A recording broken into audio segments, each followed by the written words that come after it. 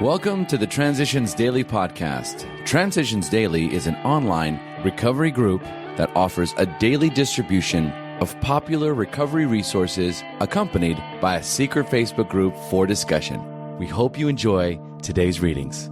This is Transitions Daily for June 23rd, read by Craig M. from Denny, Scotland. AA Thoughts for the Day. Obedience. We of AA obey spiritual principles, at first because we must, then because we ought to, and ultimately because we love the kind of life such obedience brings. Great suffering and great love are AA's disciplinarians, we need no others. As Bill sees it, page 27. Thought to consider. The spiritual approach to recovery is not about relinquishing responsibility for our lives to some cosmic butler. Acronyms. HALT. Hope, acceptance, love, tolerance. Just for today. Before, from the family afterwards. This painful past may be of infinite value to other families still struggling with their problem. We think each family which has been relieved owes something to those who have not, and when the occasion requires, each member of it should be only too willing to bring former mistakes, no matter how grievous, out of their hiding places. Showing others who suffer how we were given help is the very thing which makes life seem so worthwhile to us now. Cling to the thought that, in God's hands, the dark past is the greatest possession you have, the key to life and happiness for others. With it you can avert death and misery for them. Alcoholics Anonymous, page 124. Daily Reflections. Trusting others. But does trust require that we be blind to other people's motives, or indeed to our own? Not at all. This would be folly. Most certainly, we should assess the capacity for harm as well as the capability for good in every person that we would trust. Such a private inventory can reveal the degree of confidence we should extend in any given situation. As Bill sees it, page 144. I am not a victim of others, but rather a victim of my expectations, choices and dishonesty.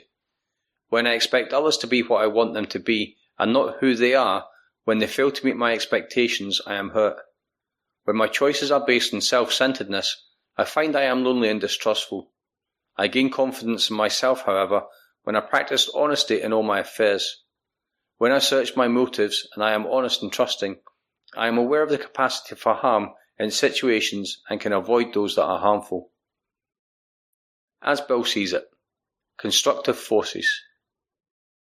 Mine was exactly the kind of deep-seated block we see often today in new people who say they are atheist or agnostic. Their will to disbelieve is so powerful that apparently they prefer a date with the undertaker to an open-minded and experimental quest for God. Happily for me, and for most of my kind who have since come along in AA, the constructive forces brought to bear in our fellowship have nearly always overcome this colossal obstinacy. Beaten into complete defeat by alcohol, confronted by the living proof of release, and surrounded by those who can speak to us from the heart, we have finally surrendered. And then, paradoxically, we have found ourselves in a new dimension, the real world of spirit and faith. Enough willingness, enough open-mindedness, and there it is. AA Today, page 9. Big Book quote. It is plain that a life which includes deep resentment leads only to futility and unhappiness. To the precise extent that we permit these, do we squander the hours that might have been worthwhile. It's Alcoholics Anonymous, How It Works, page 66.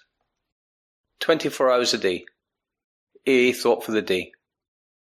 No chain is stronger than its weakest link. Likewise, if you fail in the day-by-day program, in all probability it will be your weakest point. Great faith and constant contact with God's power can help you discover, guard, and undergird your weakest point with a strength not your own. Intelligent faith in God's power can be counted on to help you master your emotions, help you to think kindly of others, and help you with any task that you undertake, no matter how difficult. Am I master of my emotions?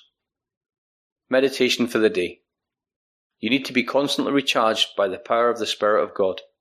Commune with God in quiet times until life from God, the divine life, by that very contact, flows into your being and revives your fainting spirit. When weary, take time out and rest. Rest and gain power and strength from God, and then you will be ready to meet whatever opportunities come your way. Rest until every care and worry and fear have gone, and then the tide of peace and serenity, love and joy will flow into your consciousness. Prayer for the day. I pray that I may rest and become recharged. I pray that I may pause and wait for the renewing of my strength. It's from Hazeldean Foundation, P.O. Box 176, Centre City, MN 55012. This is Transitions Daily. My name's Craig, and I'm an alcoholic. We hope you enjoyed today's readings.